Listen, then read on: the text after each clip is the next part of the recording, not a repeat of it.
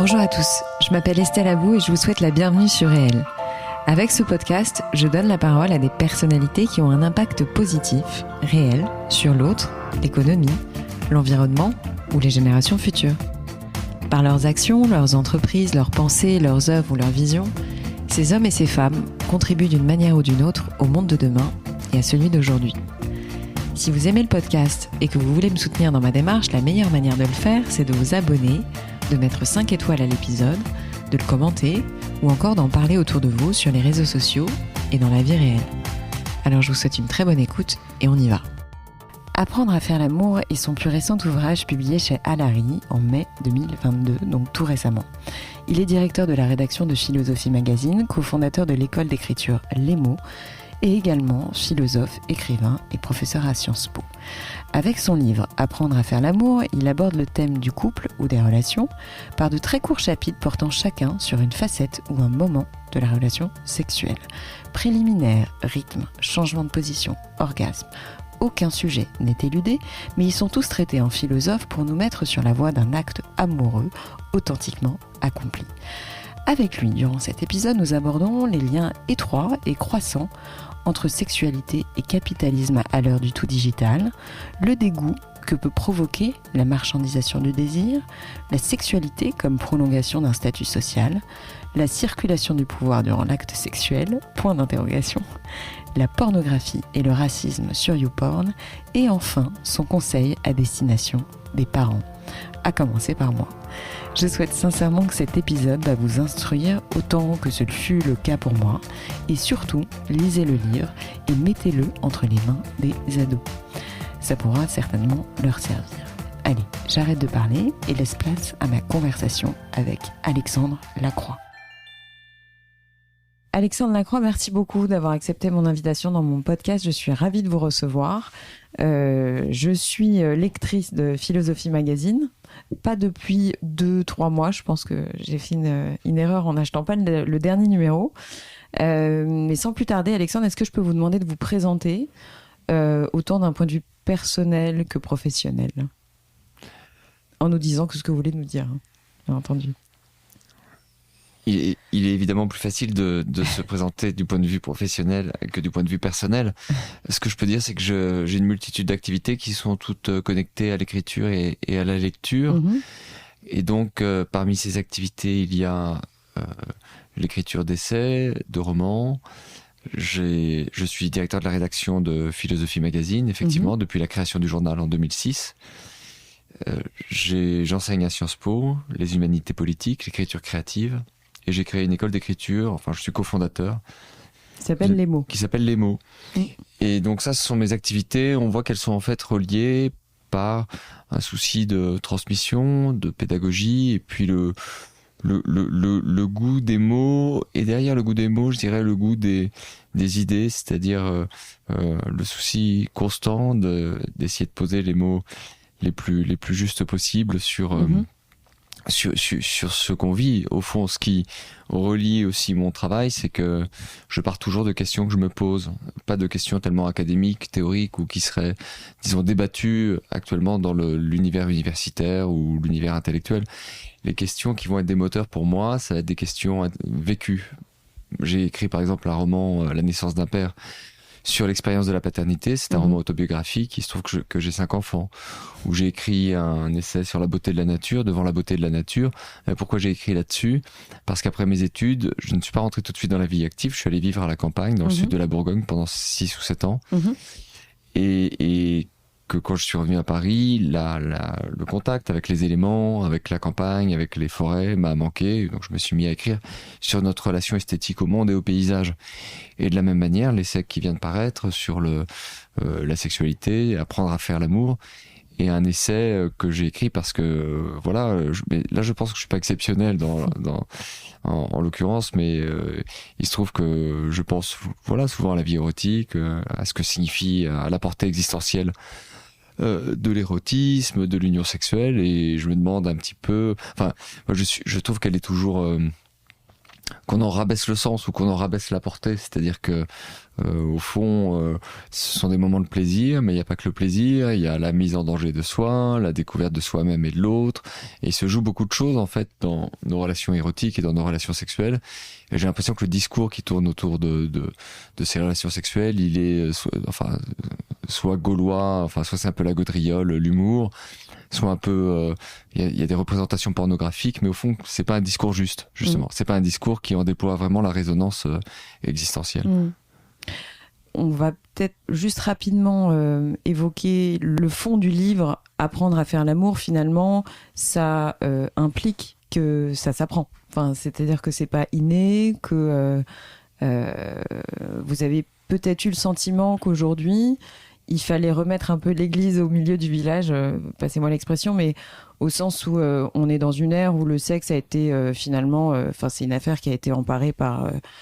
les technologies, par le capitalisme, par ça se retrouve au milieu de notre société et peut-être pas de la bonne manière. En tout cas, moi, en lisant votre livre, je me suis dit j'ai un petit garçon, bon, il est tout petit pour le moment, mais je me projette en tant que mère d'un adolescent et je me suis dit ce serait pas idiot de lui mettre entre les mains, parce que est-ce qu'on peut dire que je réduis pas du tout votre audience à des adolescents, hein. Au contraire, je me suis retrouvée aussi dans votre livre. Enfin voilà, ça parle à plein de générations. Mais finalement, c'est un petit peu un ouvrage, une sorte de... J'ai été d'ailleurs étonnée parce que vous êtes philosophe, mais finalement, ça reste quand même un... arrêtez-moi si je me trompe, mais une sorte de manuel d'apprentissage. Enfin, ça remet les bases de manière assez terre à terre finalement. Pour nous expliquer que ça s'apprend et qu'il faut désapprendre peut-être certaines choses qu'on nous a mis dans la tête depuis toujours. Enfin, j'aime pas le terme toujours, mais depuis très longtemps en tout cas. Oui, alors il y a beaucoup de choses dans votre question. Ouais. Le premier point, c'est que certes, c'est un manuel. Moi, je revendique plutôt l'appellation d'art érotique. C'est un art érotique. C'est une tradition littéraire, les arts érotiques. Le plus célèbre dans notre tradition occidentale, c'est l'art d'aimer d'Ovide. Donc c'est un art érotique. La distinction peut-être entre manuel et art érotique, c'est que dans un manuel, on s'attend peut-être à trouver des schémas, des positions, vraiment des conseils pratiques. Moi, c'est plutôt des pistes à explorer, des réflexions, une manière de valoriser l'acte sexuel.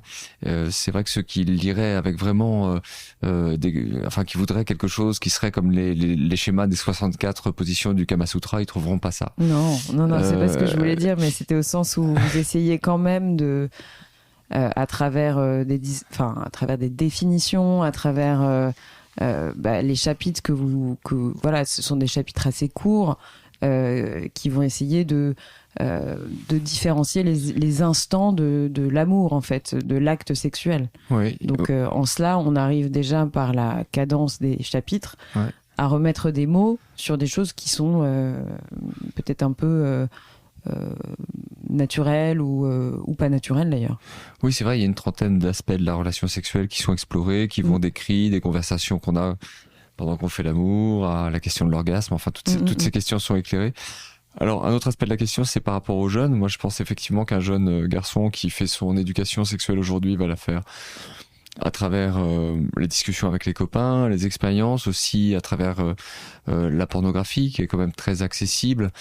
Et donc, les premières expositions au site porno arrivent entre 11 et 13-14 ans, pour les garçons comme pour les filles. Donc une partie de l'éducation passe à travers ces vidéos. Le problème que ça va poser, ça va poser immédiatement deux problèmes, je pense, pour un jeune garçon. La première chose, c'est qu'il va voir énormément de vidéos dans le porno mainstream où les femmes n'ont pas de plaisir. Donc il a déjà accès à une représentation des choses où certes la virilité est valorisée mais où le plaisir féminin est absent. Et puis l'autre chose, il y a une injonction indirecte de performance, puisque par la magie du montage, on a des acteurs qui sont infatigables, qui peuvent paraître très intimidants. Je sais pas, pour un jeune garçon, un jeune adolescent, ces hommes qui ont été sélectionnés parce qu'ils sont particulièrement bien membrés, c'est un peu ça peut être un peu angoissant et puis complexant en plus, à des âges où on se remet déjà déjà suffisamment en question. Donc voilà, c'est pas évident. En plus, il semble avoir des partenaires toujours disponibles, prêts à réaliser les moindres de leurs caprices. Donc tout ça, la partie est un peu mal engagée. Et au fond, il me semble qu'il y a relativement peu de discours qui vont au contraire valoriser, tout simplement dire que ça peut être beau la sexualité, que c'est multisensoriel et pas seulement visuel. C'est ça. Donc effectivement, la pornographie amène à donner un primat à la vue, mais en réalité, il y a l'écoute, il y a évidemment le toucher, le goût. En fait, les cinq sens communs sont entièrement mobilisés, les odeurs évidemment. Donc les cinq sens communs sont complètement mobilisés quand on fait l'amour. C'est pleinement un moment esthétique. Puisque l'esthétique au sens propre concerne le plaisir des sens, et donc ces dimensions-là, elles sont un peu occultées. Voilà, donc effectivement, il y a quand même l'idée aussi de permettre, de donner des outils pour se libérer un peu de certains carcans, de certaines routines.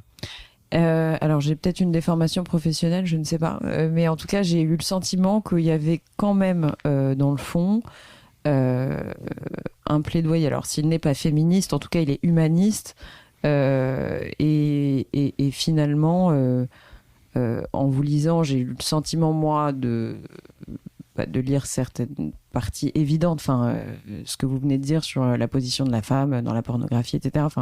Étant une femme, je suis d'accord avec vous, mais c'est vrai que j'ai eu un peu aussi le sentiment que ça aurait pu aussi s'appeler apprendre à s'aimer, tout simplement. Même si la sexualité est au centre, mais je me trompe en disant ça ou pas ?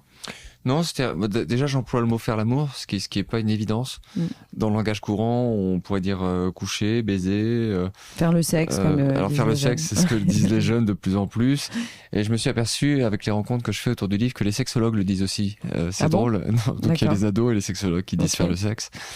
Il me semble que ce champ lexical, un peu plus cru, faire l'amour, ça a l'air d'être romantique comme expression, et même un peu suranné quand même, ça fait un peu vieux jeu. Mais il me semble que l'expression a ce mérite qu'elle donne une place à autre chose qu'au corps, c'est-à-dire aux émotions, aux sentiments au sens large. Alors moi, je présuppose pas qu'on doit s'aimer pour faire l'amour, c'est pas ce que je veux dire. Mais par contre, je suis convaincu que même dans des scènes... je sais pas, même dans des backrooms ou dans des orgies, les gens en fait continuent d'être troublés en fait émotionnellement et sentimentalement parce qu'ils sont en train de vivre. Ils le montrent pas toujours, ils n'en parlent pas toujours, mais je crois assez peu à du sexe blasé ou complètement mécanique. En fait, il me semble que c'est pas tellement accessible ça à l'être humain d'être complètement blindé comme s'il ne se passait rien. D'ailleurs, si on peut être atteint, je veux dire si on peut être blessé, s'il y a des traumatismes sexuels, c'est bien que ce qui se joue dans l'acte physique est aussi d'ordre psychique et d'ordre très intime et intérieur. Je veux dire qu'on peut pas être blessé psychiquement par une partie de tennis qui se déroule mal. On peut être blessé psychiquement et même traumatisé pour de longues années par un rapport sexuel qui se déroule mal ou dans lequel il y a une brutalité. Donc ça veut dire que quelque chose est en jeu qui n'est pas que le corps. Et faire l'amour, ça dit ça. Alors, vous remettez en question Freud en utilisant un terme, vous avez créé un terme qui est le Freud porn.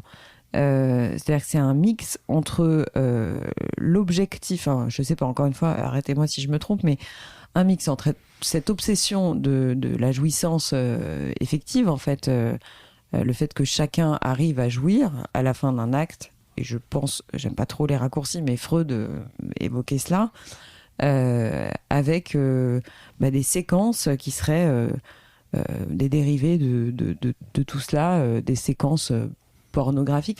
Comment vous expliquez la notion de Freud porn, en fait ? Alors, c'est un néologisme que je propose pour qualifier la manière dont on fait l'amour aujourd'hui de manière majoritaire.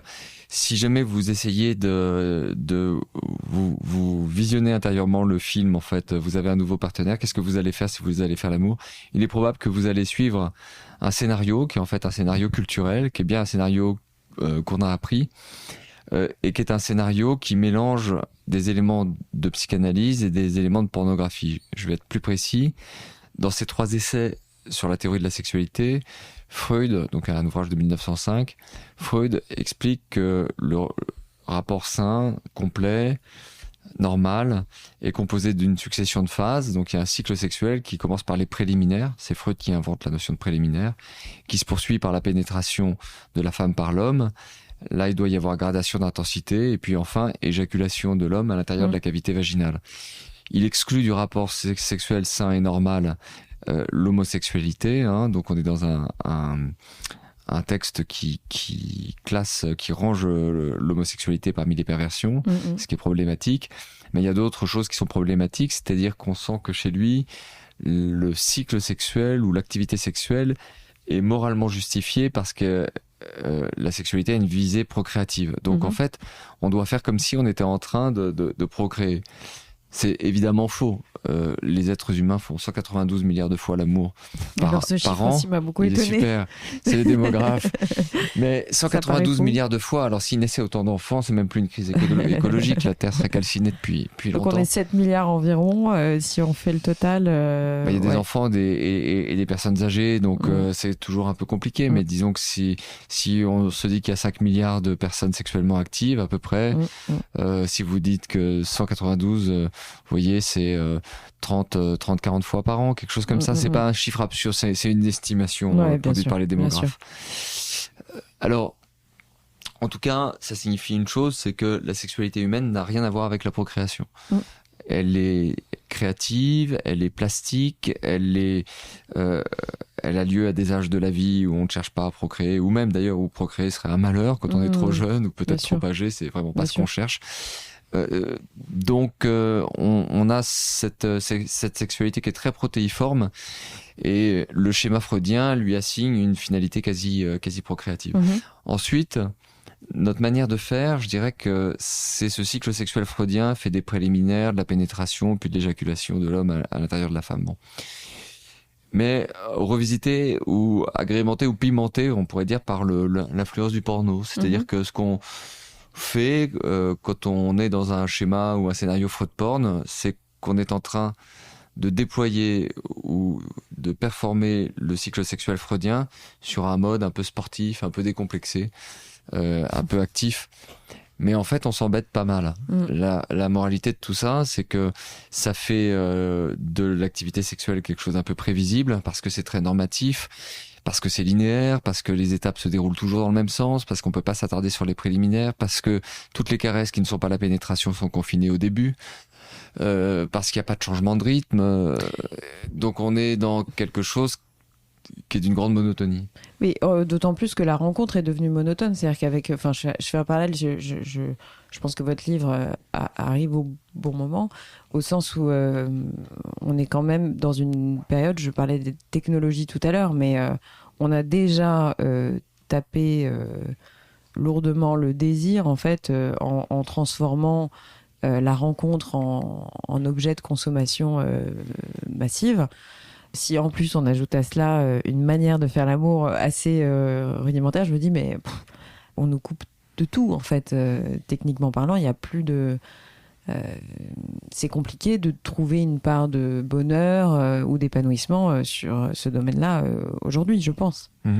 Bah d'abord, de manière générale, le désir, c'est l'aliment même, c'est le moteur du capitalisme. C'est évident que on ne peut créer des sociétés d'abondance comme la nôtre que lorsque, au-delà des besoins naturels et nécessaires des êtres humains, on leur invente des désirs pour telle nouvelle robe, pour telle paire de chaussures, pour tel vélo à la fibre carbone incroyable. Donc on invente des désirs, on crée des désirs artificiellement, et que c'est l'aliment même du capitalisme. C'est ce qui tire en fait la production, c'est la création, c'est la prolifération de ces désirs artificiels. Et de ce point de vue-là, on voit bien que la sexualité humaine, dans son caractère protéiforme, a été captée par des outils qui émanent de la logique capitaliste. Ces outils sont par exemple les sites porno dont j'ai déjà parlé, mais aussi les applications de rencontres. Et dans ces applications de rencontres, ce qui est intéressant, c'est que vous avez une fiche produit. En fait, la description que vous pondez vous-même de ce que vous êtes avec votre photo, bah, c'est une fiche produit. Une chose que vous ne savez pas, c'est que vous avez aussi un prix. Ce prix, en fait, il vous est donné par l'algorithme. Vous avez une cote de désirabilité quand vous entrez sur un... Et ça marche comme un tournoi d'échecs avec les points, les élos. C'est-à-dire que si jamais quelqu'un vous choisit, qui a une meilleure cote de désirabilité que la vôtre, vous montez. Si vous choisissez quelqu'un qui a une cote de désirabilité inférieure à la vôtre, vous descendez. C'est ce qui fait que l'algorithme, par les simples interactions, par les simples swipe droit ou gauche que font les utilisateurs, vont permettre de gérer votre cours comme un prix coté en bourse. Et que donc, ils ne proposeront pas, disons, à un homme de 55 ans, une jeune femme de 22 ans qui ressemblerait à une poupée Barbie. Ça ne sera pas proposé parce que les codes de désirabilité ont dans ce cas-là un écart important. Alors, on voit bien que commencer à s'aventurer là-dedans, enfin, on n'est pas toujours conscient du fonctionnement des algorithmes, mais ça veut dire que quand même, on va se traiter soi-même un peu comme un produit au supermarché. Et la relation sexuelle, dans ce cadre-là, moi c'est ce que j'appelle la satisfaction en un clic, c'est-à-dire que c'est un peu comme se commander une pizza à 3h du matin. Est-ce qu'on a besoin d'une pizza à 3h du matin? Je veux dire que ça produit une satiété, mais une satiété de courte durée. Bien sûr. Et souvent, comme la junk food, un peu de dégoût de soi, de dégoût de l'autre. Donc disons que c'est une jouissance, d'accord, mais une jouissance de mauvaise qualité. Et effectivement, il faut à ce moment-là sortir de cette vision d'une sexualité réduite à l'état de marchandise pour accéder à autre chose. Parce que j'en ai déjà un peu parlé, mais pour moi, c'est de se dire qu'on est en train que c'est une activité créative. C'est-à-dire que c'est le moment sexuel, ce serait à prendre comme une œuvre d'art vivante où on essaye d'exprimer ce qu'on est, un peu comme si on dansait avec quelqu'un ou comme si on jouait du jazz à deux et qu'on improvisait. C'est ça. Et alors, il y a 3 notions qui m'ont beaucoup marqué et qui font appel clairement aux droits de l'homme, mais droits de l'homme au sens humain. C'est l'égalitarisme érotique, la circulation du pouvoir et la domination alternée. J'ai trouvé ça très intéressant parce qu'en fait, ça signifie qu'on essayerait, dans son esprit, de replacer chacun sur un mode égalitaire, ou en tout cas, peut-être pas égalitaire, mais sur un mode de pouvoir alternatif. Vous pensez que c'est réellement possible ? Ce qui est clair, grâce à un travail qui a été mené par des féministes, mais notamment par Andrea Dworkin, à travers son livre Intercourseuse de 1987, c'est que le coït standard, le coït hétérosexuel standard, est très souvent appréhendé par l'homme comme un acte de possession ou d'invasion de la femme, un acte de domination, et que ce coït standard, il est intégré à un univers social dans lequel les hommes détiennent le pouvoir politique et le pouvoir économique. En caricaturant un peu, on pourrait dire que, en imaginant un couple traditionnel où l'homme serait le seul à travailler, il rentre, il prend chez lui sa femme qui ne travaille pas quand il en a envie et de manière un peu brutale. Ça veut dire que le type de sexualité qu'il va avoir avec sa femme, dans ce cas-là, c'est une sexualité qui prolonge son statut professionnel et son statut social. J'ai le pouvoir politique, le pouvoir économique, et je prends le pouvoir sexuel sur toi. Alors, une fois qu'on a compris ce danger, c'est-à-dire cette idée que la domination masculine qui existe dans la sphère économique et politique se prolonge dans la sphère sexuelle, on se met à avoir plein de petits actes, et c'est ce qu'a fait Andrea Dworkin, mais plein de petits gestes ou plein de petites paroles, comme des gestes en fait pas innocents. Je sais pas... le fait de certaines paroles qu'on prononce, le fait d'assujettir le corps, de tenir les poignets, de mettre un coussin sur la tête. Enfin, vous pouvez imaginer toute une série d'actions. On voit bien que l'homme, à travers des gestes et des paroles, valide ou confirme sa domination sexuellement. Alors, une fois qu'on a pris conscience de ce problème, on peut se dire, mais alors qu'est-ce qu'on va faire ? Dans un monde idéal, il faudrait qu'il n'y ait pas de domination masculine dans la sphère économique et politique, de telle façon que les actes dans la dimension sexuelle, enfin, les actes ne seraient pas connotés politiquement et socialement de la même manière. On serait parfaitement égaux et à ce moment-là, on fait comme on veut. Mais ça, c'est un monde un peu idéalisé. C'est pas le monde dans lequel on vit. Dans le monde dans lequel on vit, je pense qu'on a que 2 solutions. On a une solution qui consiste à essayer de pratiquer ce que j'appelle un égalitarisme sexuel, où parfois je parle de sexualité en mode unisexe, c'est-à-dire où au fond on voudrait gommer dans l'acte sexuel tous les gestes qui pourraient être interprétés comme étant des gestes d'asservissement, de domination. Et donc à ce moment-là, on aurait une manière de faire l'amour où l'homme se surveillerait s'interdirait effectivement certains gestes forts, certaines paroles fortes, et où la femme aussi aurait à se surveiller pour ne jamais être complice de sa propre domination, c'est-à-dire jamais sembler être complaisante envers des postures de soumission. On sent bien qu'on va quand même pas mal s'embêter si on fait oui. des choses comme ça. De temps en temps, comme ça, en souriant, je dis que ce serait un peu une sexualité de casque bleu en mission de pacification, ouais, quoi. Quelque chose d'un peu, c'est une politisation presque à mauvais escient, en fait, je dirais, de la relation sexuelle. Alors, qu'est-ce qu'on peut faire d'autre ? Moi, il me semble que l'autre piste consiste à se dire que ça n'est pas le contenu des gestes ou des paroles et leur éventuelle brutalité ou ou la force qui s'y exprime qui est un problème. Le problème, c'est que les rôles soient toujours distribués de la même façon et que on peut se dire qu'il est intéressant de faire circuler le pouvoir et d'envisager les choses différemment, de se dire que quand vous dansez, par exemple, si vous dansez à deux, l'un des deux mène. On n'a pas. D'ailleurs, c'est pas forcément c'est pas forcément démonstratif quand on fait l'amour, l'un des deux mène. C'est la même chose que quand on danse, mais c'est pas forcément celui qui est au-dessus ni celui qui est en dessous. C'est pas forcément ça ne se lie pas forcément dans la position.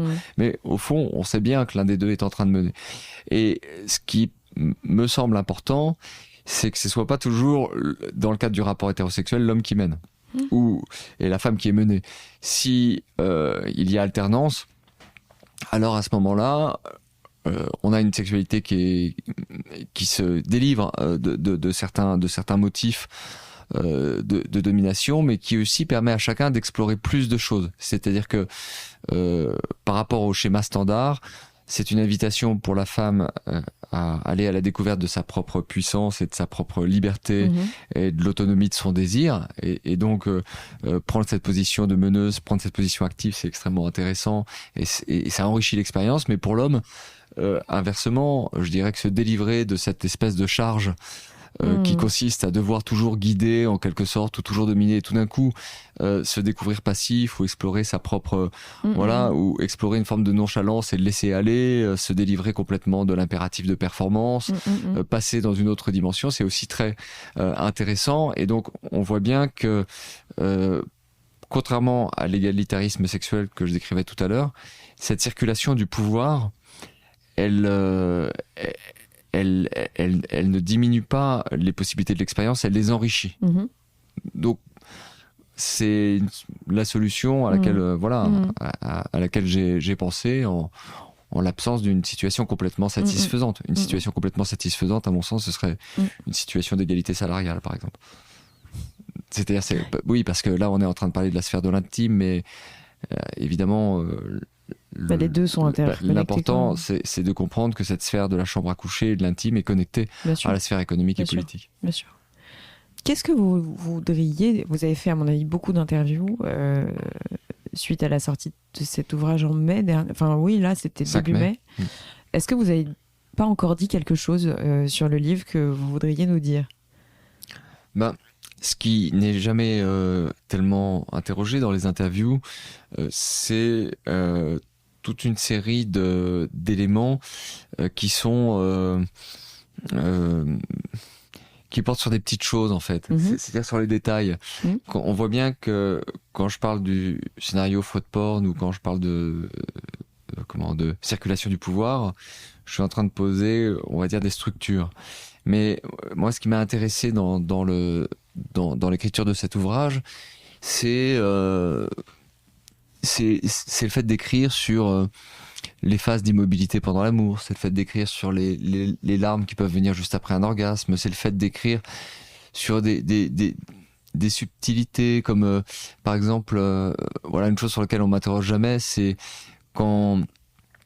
si vous n'êtes pas du tout attentif au plaisir de l'autre.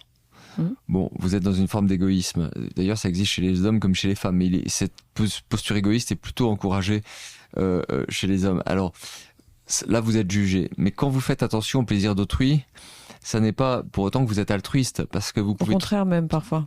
Voilà, vous pouvez tout à fait être dans une situation où vous épiez le plaisir de l'autre, parce que le plaisir de l'autre, en fait, est un indice de votre pouvoir sur lui. À part si vous êtes une sorte de tortionnaire ou de psychiatre, en fait, on a peu d'impact sur la vie intérieure d'autrui. Néanmoins, dans la sexualité, on en a un. C'est-à-dire que tout d'un coup, si il y a ivresse sexuelle ou transsexuelle, on voit bien que l'autre peut être poussé dans des recoins de sa psyché où il ne va Bien jamais. sûr. En gros, vous modifiez l'espace et les dimensions intérieures de quelqu'un d'autre. C'est quelque chose d'assez incroyable. Et on voit bien qu'il y a une forme d'attention au plaisir de l'autre qui consiste aussi à se délecter d'avoir ce pouvoir. Et là, je dirais que c'est quand même il y a un léger danger et que donc, au fond, il ne suffit pas d'être attentif au plaisir de l'autre. Encore faut-il que cette attention soit désintéressée. Bien sûr. Bon, et cette forme d'attention désintéressée, là encore, j'ai l'impression que le parallèle avec ce qu'on peut vivre dans la danse ou dans la musique permet de l'expliquer. C'est-à-dire que si jamais vous faites un duo en musique avec quelqu'un, vous devez écouter. En fait, vous devez écouter ce qu'il fait pour pouvoir vous-même renchérir et agir et moduler jouer de votre instrument en fonction de la manière dont il joue. Et pour moi, ça c'est le bon type d'attention à ce que fait l'autre, c'est-à-dire ou à ce qui se passe dans l'autre. Ouais. Voilà, donc c'est toutes ces petites choses qualitatives sur lesquelles je suis rarement interviewé. Ouais. Alors moi, ça m'est venu justement. J'ai écouté une interview, je sais plus où c'était, enfin une de vos interviews, et vous faisiez ce parallèle avec la musique, notamment, enfin avec la tonalité, avec la rythmie musicale, en tout cas danse musique, on va dire ça comme ça. Et alors moi, j'ai découvert récemment, j'aimerais bien vous entendre là-dessus, le drill ou la drill. Vous voyez ce que c'est ou pas? Non. Alors c'est une nouvelle forme. Eminem était le premier à le faire. Et alors maintenant, il y en a de la française. Et ça consiste à avoir un flux. C'est un de mes. Je vis avec donc mon enfant et mon mari a 2 garçons, dont un qui est à 14 ans, 13 ans. Et il écoute ça, il nous met ça dans la voiture la dernière fois. Et en fait, c'est un phrasé incompréhensible avec une suite de phrases. Ah oui. Alors j'ai lu les paroles, j'ai essayé de comprendre. Impossible. C'est-à-dire que j'ai forcément fait un parallèle avec votre livre parce que je me suis dit, mais si ça c'est de la musique pour eux, si ça c'est le top du top pour eux, avec quelqu'un qu'on ne comprend pas, complètement, qu'on ne comprend pas du tout, même en lisant, je me suis vraiment interrogée sur comment eux vont faire l'amour en fait. C'était la projection, parce que encore une fois, votre livre me parle certainement à des gens qui ont plus de, je sais pas moi, peut-être plus de 18 ans, enfin, ou plus de 17, je sais pas. Mais je me suis vraiment posé la question sur la projection, c'est-à-dire comment on va faire l'amour, vous qui êtes un pro des technologies, je me suis posé la question, vraiment. À partir du moment où vraiment j'ai fait le parallèle entre la musique, cette musique-là qui m'a interpellée, et cette génération qui finalement n'a presque plus de contact humain. Même, enfin, il y a une grande partie des jeunes ados qui n'a plus de contact humain. Enfin, ils sont capables, pas tout le monde, hein, enfin, ça dépend certainement des milieux, mais je pense que le confinement a joué beaucoup. Mais voilà, comment vous voyez la sexualité des très jeunes qui ont aujourd'hui 12-13 ans? D'abord, je connaissais pas le mot de drill, mais moi j'aime bien Eminem. Non, mais moi j'adore Eminem aussi. Je trouve que c'est un écorché vif et qu'il y a quelque chose. Après les dérives de ça, et je vous écouterai. Enfin, je suis assez interloquée par le truc. Je trouve que c'est un écorché vif et que ça s'entend dans son flow qui est très particulier, d'ailleurs immédiatement reconnaissable. Ce que je dis sur le rythme notamment, c'est que en fait, si on veut essayer de distinguer l'érotisme et la pornographie, aujourd'hui, on le fait souvent par analogie avec le monde du cinéma, enfin avec les films. Et donc, on va dire pornographique, on voit les parties génitales, on voit la pénétration, c'est interdit au moins de 18 ans. Érotisme, c'est sans doute interdit au moins de 16 ans, au moins de 12 ans. Et on voit pas directement, il n'y a pas de vision directe des parties génitales. Bon, mais ça, c'est un critère visuel qui ne vaut rien quand on parle de ce qu'on vit à la première personne du singulier, puisque à la première personne du singulier, si c'est moi l'acteur de la scène, et que c'est une scène réelle, que ce n'est pas une fiction, eh bien, on fait les mêmes choses. Donc, qu'est-ce qui fait que un baiser peut être, par exemple, pornographique ou une sodomie érotique? Quel est le critère de distinction si c'est pas le contenu des actes? Je fais une hypothèse, c'est une proposition, hein, plus qu'une règle générale, mais mon hypothèse, c'est que c'est une affaire de rythme et que, donc, l'érotisme est lent et la pornographie est rapide. L'érotisme, la lenteur est nécessaire à l'érotisme parce que dans la lenteur, ce qui se passe, c'est que les petites perceptions ou les subtilités dont je parlais tout à l'heure, se détache. C'est ce qu'on appelle en philosophie les qualia, c'est-à-dire vraiment les petites perceptions, les détails. Quelque chose vraiment comme le grain de la peau, des nuances du souffle. Et la pornographie, évidemment, si le but c'est d'atteindre le stimulus maximal et puis de le maintenir le plus longtemps possible, on va gagner sans doute une forme d'excitation. Je suis pas anti-pornographie, c'est pas ce que je suis en train de dire, mais on va perdre ces qualia, on va perdre ces petites nuances, on va perdre le sens de la nuance. Alors, ce que je comprends du drill, si ça correspond au moment que j'imagine dans les chansons d'Eminem, c'est-à-dire ces moments où effectivement les syllabes se télescopent en fait, et donc elles sont articulées mais on ne comprend plus rien. Ça ressemble un peu à la pornographie ultime, c'est-à-dire au fait de vouloir aller tellement vite qu'il se passe plus rien. C'est-à-dire à la rigueur, on pourrait très très bien imaginer que non seulement on va très très vite, mais qu'on va tellement vite qu'en fait plus personne ne sent plus rien, ou alors de la douleur. Et là, on a un peu tout perdu en cours de route. C'est sans doute juste avant que se trouve la bonne régulation du régime pornographique, juste avant ce moment où ça devient une sorte de pilonnage mécanique, mais sans sensation. Alors, on voit bien que là, notre société ou notre civilisation nous conduit quand même à préférer la pornographie à l'érotisme. On n'est pas dans une époque qui cultive beaucoup l'érotisme. Et je suis d'accord. C'est dû à l'accélération généralisée. C'est pas tellement dû à la sexualité en soi, c'est dû au fait que on envoie 70 à 90 mails par jour, qu'on a des interactions avec beaucoup de gens. Au fond, la pornographie, c'est un régime temporel du sexe qui correspond à notre manière de faire. Bien sûr. En fait, comme on est tellement, surtout dans les centres-villes, je veux dire, comme on est tellement accéléré, comme on veut faire beaucoup de choses, comme on a ces vies très intenses, on reproduit la même chose dans le sexe et on perd tout l'érotisme. D'ailleurs, vous avez vécu à la campagne, vous êtes revenu à Paris, je pense. Enfin, après, je vous pose pas de questions sur votre manière de vivre, mais quand vous avez été appelé, je crois en 2006 ou 2007, pour prendre la rédaction 2005. en chef de Philosophie Magazine, vous avez dû revenir à une vie urbaine. Vous le vivez bien ou c'est compliqué? Oui, ça a été très compliqué au début de revenir, et aujourd'hui j'ai retrouvé une forme d'équilibre, mais je dois dire que dès que j'ai pu, j'ai aussi repris une maison dans la région où j'avais vécu, au sud de la Bourgogne, pour avoir la possibilité de m'échapper. Alors, la question de la vie en ville, moi, je lui trouve quand même des agréments. J'avais fait un livre, justement, qui s'appelle Voyage au centre de Paris, qui était pour moi une première tentative de me réacclimater à la grande ville et à la vie parisienne. Donc, d'explorer toute l'histoire de Paris et toutes les nuances.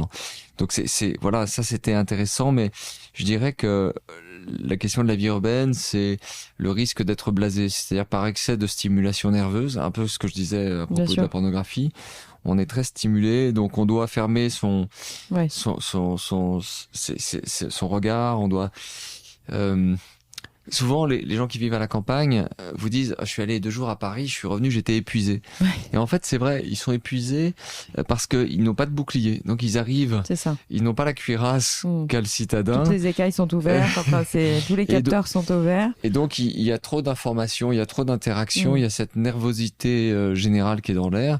Et on voit bien que ça crée un sentiment de fatigue, de perte d'identité, de ne plus savoir où on en est, d'être déboussolé, en fait d'avoir envie de fuir. Ce qui a été le cas aussi pour beaucoup de gens post-confinement, parce que finalement le confinement nous a obligés à vivre en vase clos pendant 2 mois et demi, je crois, enfin je sais plus. Beaucoup de gens ont décidé de partir, enfin c'est certainement lié à ça, c'est-à-dire qu'on a redécouvert ce que c'était que de vivre en cocon, et boum, cette surexposition a peut-être forcé les gens à quitter Paris. Enfin il y en avait chez lesquels c'était latent, mais c'est vrai qu'il y a eu un mouvement quand même proche. Enfin j'ai beaucoup d'amis qui ont décidé de quitter Paris, énormément. Oui, le risque que fait courir la vie urbaine, en fait, c'est exactement comme dans le cas de la pornographie, c'est le risque d'être blasé. En fait, c'est-à-dire que comme il faut se doter d'une carapace un peu plus grande pour ne pas, par exemple, simplement le fait de ne pas être heurté par la vue, mais aussi par la vue des gens qui dorment dehors, enfin de la misère qu'on voit dans chaque métro, dans chaque, on doit presque par légitime autodéfense cultiver une forme d'indifférence. L'indifférence qui est atroce. Ça s'appelle être blasé. Et donc, effectivement, cette possibilité de se fermer à la relation avec l'autre, c'est quelque chose qu'on va avoir tendance à cultiver. On voit bien comment au pôle avancé du système, notre société qui accélère, cultive des attitudes. On pourrait dire un mot qu'on emploie souvent, mais dans un sens détourné de son sens philosophique originel, c'est une forme de cynisme. En tout cas, un détachement, une indifférence et en même temps une frénésie. Frénésie plus indifférence au monde. Quelque chose d'un peu étrange comme ce serait le fait de vivre dans un vide agité. Et on voit bien qu'il y a des formes de sexualité qui correspondent à ce vide agité. C'est vrai. Comment vous arrivez à gérer tout ce que vous faites ? Enfin, ma question est un peu trop large peut-être, mais voilà, vous avez quand même, vous êtes directeur de la rédaction de Philosophie Magazine, donc c'est un mensuel, on peut le préciser quand même. C'est énormément de travail, je crois qu'il y a plus de 100 pages. Enfin, en parallèle, vous écrivez des livres, vous avez une vie de famille. Enfin, voilà, comment vous organisez votre temps ? J'ai cru comprendre que vous étiez très lève-tôt. Non, je dors pas forcément beaucoup. En tout cas, avec l'âge, je dors de moins en moins. Je suis un peu comme les personnes âgées qui... J'arrive en 5-6 heures à refaire mon plein d'énergie. Vous avez de la chance. Et non, la question, c'est qu'il n'y a pas beaucoup de hiatus entre les différentes activités, mais au risque de vous surprendre, le week-end, je fais rien. Je fais absolument rien. Ah, d'accord. Rien du tout. Non, vous êtes très productif. Non, je peux travailler... jusqu'à 18h parfois en semaine, mais parfois vraiment ne rien faire. En tout cas, chaque semaine, il y a des jours et des soirées où je fais rien. Mais c'est intéressant. Rien. C'est intéressant. Je crois que, en fait, c'est par rapport au vide agité dont je parlais tout à l'heure, c'est important. Je vois bien qu'il y a... Du vide non agité. Comment ? C'est important d'avoir du vide non agité. Ce qui est important, je crois, c'est de fractionner, c'est-à-dire de ne pas être à... Ce qui s'est passé avec la technologie, c'est que le temps de travail et le temps de loisir sont devenus pour eux. Nous avons sur nous donc un téléphone portable, parfois un ordinateur portable, donc nos mails de travail, tout nous accompagne tout le temps. Et donc si on n'y prend pas garde, on peut se retrouver dans une situation de fusion du travail et de la vie où on n'est jamais en extériorité par rapport à ses préoccupations professionnelles. Or, si on vit de cette façon-là, on n'a plus de ressources créatives. Pour retrouver des ressources créatives, il faut quitter complètement le souci professionnel. Et quitter le souci professionnel, on peut le faire par le sommeil, on peut le faire par le sport, on peut le faire par l'ivresse, on peut le faire par le sexe, on peut le faire tout simplement en ne faisant rien. Oui, bien sûr. C'est de ces moments-là que naît la régénération des forces productives. Et puis pas la créativité. Oui, je crois. Oui. Alexandre, je finis toujours mes interviews par les mêmes questions, à savoir, est-ce que vous auriez par hasard, si vous en avez pas, c'est pas très grave, un coup de cœur, ça peut être un coup de cœur littéraire, artistique, musical, peu importe, je vous laisse le temps de réfléchir, ensuite il faudrait un coup de gueule, là pareil, vous n'êtes pas obligé d'en avoir. Et ensuite, c'est votre vision de la France, en sachant que ma question n'est pas politique. Je me suis fait à plusieurs reprises critiquer là-dessus, mais bon, peu importe, je continue de la poser, mais c'est pas du tout une question politique, en fait, la vision de la France. Alors, voilà. Coup de cœur, je vais parler de quelque chose de récent. Vraiment, la semaine écoulée, je lis toujours beaucoup, mais j'avais jamais lu Sarr, qui vient d'avoir donc l'auteur sénégalais qui vient d'avoir le Goncourt. Bon, il se trouve que je l'avais pas rencontré. J'ai lu Deux purs hommes. Donc sur un roman sur l'homosexualité au Sénégal, incroyable à la fois par sa langue, par la qualité de la dramaturgie et puis par le courage politique inhérent à la démarche. Ça, c'est un vrai coup de cœur récent. Coup de gueule, peut-être un peu lié à mes préoccupations du moment. Je ne comprends pas pourquoi le législateur laisse faire. J'ai parlé des sites porno. Moi, je suis pas anti-porno en soi, mais il y a un problème, c'est la catégorisation ethnique. Il se trouve que Pornhub, qui est le 3e site le plus visité en France, après Google et YouTube. Donc, et c'est en France, mais dans tous les pays du monde. C'est vrai ? Ah oui, c'est vrai, oui. Regardez, les sites pornographiques sont parmi les plus visités immédiatement après les moteurs de recherche et YouTube partout dans le monde, y compris dans les pays où l'accès à ces sites est illégal, comme dans une partie du monde arabo-musulman. Donc, je suis pas en train de parler d'un fait latéral, je suis en train de parler d'un fait social central, massif. Et en fait, sur ces sites, les catégorisations ethniques sont omniprésentes. Et en plus, on colporte des clichés racistes, c'est-à-dire que, Bien en sûr. gros, l'homme non blanc, il est animalisé, hein, grosso modo. Enfin, l'homme noir est présenté comme un peu plus animal que le blanc, ce qui est juste hallucinant. La femme asiatique comme soumise. Enfin, et dans les statistiques que délivre Pornhub, euh, il est affiché qu'en France, la requête la plus fréquente, c'est des requêtes avec beurette, etc. Donc ça veut dire que les gens vont chercher des catégories ethniques. Là, je crois que c'est interdit dans la sphère professionnelle. On ne supporte pas d'une société qui ferait des fiches ethniques. Pourquoi ça l'est pas Pourquoi on l'autorise là? Bien sûr. Moi, je trouve qu'il y a un problème et que c'est pas un problème de censure. Il s'agit pas d'interdire ce matériel pornographique, mais il s'agit d'interdire à mon sens, il faudrait éliminer cette classification qui est très problématique parce que ça soude le cliché raciste au désir. Et en fait, on voit bien que dans la violence du racisme, il y a quelque chose qui est libidinal. On le sait si on est lecteur de Faulkner. Moi, Faulkner, c'est un de mes écrivains préférés. Ce qu'on sent dans tous les romans de Faulkner, c'est que dans le sud des États-Unis qu'il décrit, il y a une attirance très forte, un magnétisme. C'est particulièrement clair, par exemple, dans Lumière d'août, entre les blancs et les noirs. Parce que, en fait, les blancs ont eu des nounous noirs et donc le contact des peaux est là depuis toujours. Et en même temps, il y a un régime de ségrégation. Dans le sud, on parle Faulkner. Et on voit bien que c'est une tension amoureuse et érotique qui existe et qui va mener à des lynchages chez Faulkner. Or, on voit bien que là, on reproduit la même chose, c'est-à-dire qu'on soude le cliché raciste au désir. Et c'est dangereux. Donc, voilà, ce serait un coup de gueule. Et après, j'ai oublié la troisième question. Vision de la France. La vision de la France. Ouais.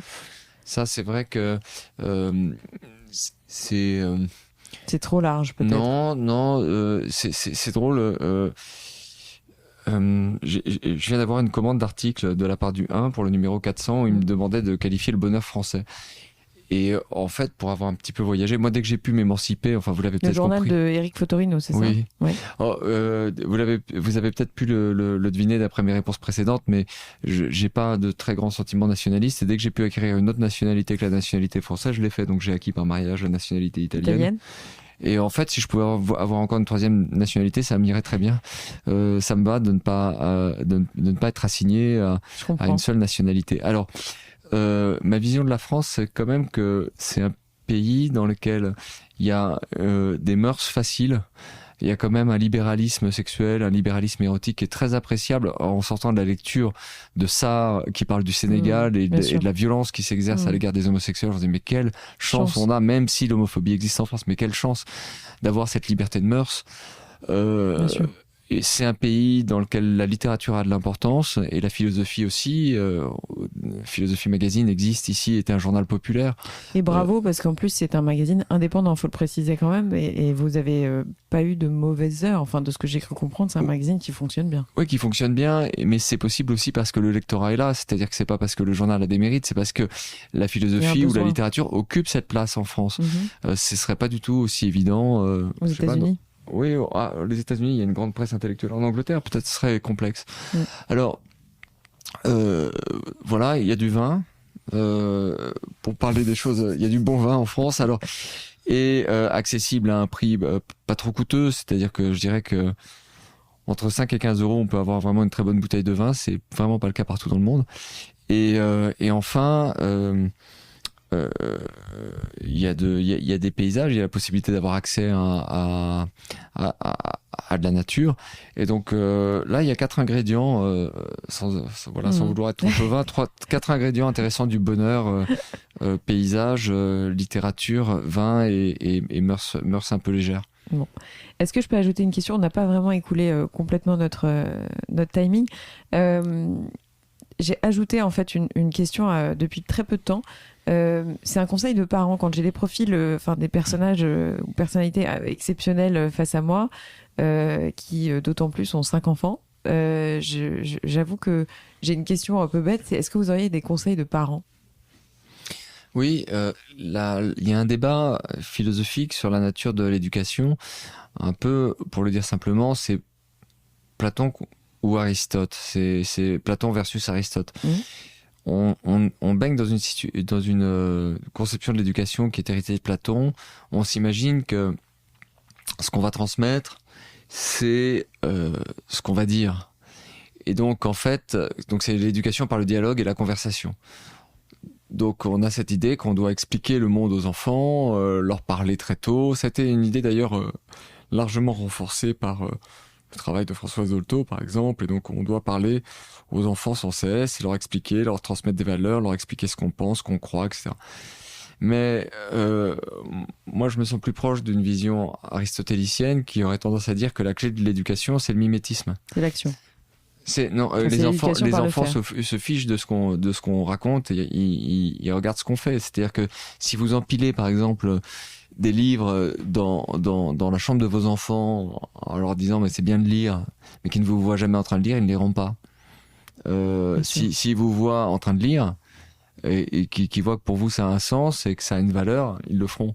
En fait, on a la même ambivalence vis-à-vis des écrans. Nous autres adultes, on essaye souvent de dire aux enfants touche pas le téléphone alors qu'on est dessus toute la journée. Voilà, et qu'on est sur écran toute la journée. Et donc en réalité, la charge d'être parent, à mon avis, c'est moins de se dire quels sont les beaux discours qu'on pourrait tenir à ses enfants, parce que ça, des beaux discours, on peut toujours... mais c'est plutôt, il y a un vrai problème du côté de l'exemplarité ou du modèle en acte. Et donc, le seul conseil que j'aurais donné, moi je pense que l'éducation, elle se bricole par la proximité, par quelque chose d'assez charnel, par quelque chose d'assez inarticulé, et par l'intimité, le fait en fait d'avoir l'autre sous les yeux tout le temps. Quand on est enfant, on a ses parents sous les yeux, et en fait c'est ce qu'ils font qui est décisif. Alexandre, merci beaucoup. Je souhaite une très belle réussite à votre livre. On le rappelle, Apprendre à faire l'amour aux éditions Alary. Merci beaucoup. Merci. Au revoir. Voilà les amis, c'est la fin de cette interview. J'espère qu'elle vous a plu. Si c'est le cas, n'oubliez pas de partager l'épisode via les plateformes d'écoute comme Acast, Apple Podcasts, Spotify ou votre application de podcast préférée. Le partage et la notation du podcast sont super importantes pour moi, donc je compte sur vous pour mettre des étoiles et des commentaires là où c'est possible. Pour vos suggestions d'invités, n'hésitez pas, je suis joignable sur le compte Instagram du podcast, Réel Podcast. Merci encore à toutes et à tous d'être de plus en plus nombreux à écouter Réel et à très vite pour un prochain épisode.